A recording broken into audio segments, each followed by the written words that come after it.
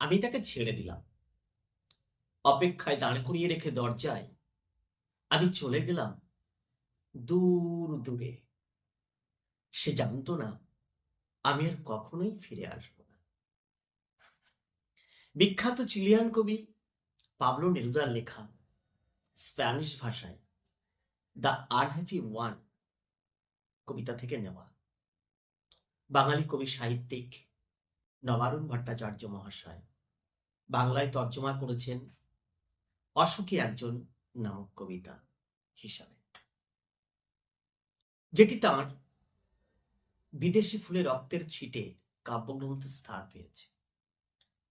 এই বছর মাধ্যমিক পরীক্ষার জন্য কবিতাটি ভীষণ গুরুত্বপূর্ণ। বাংলা ক্লাসে তোমার পাশে আমি ডিয়াস। Thank you so much. আসবো এই কবিতার বিস্তৃত আলোচনা নিয়ে। ধন্যবাদ।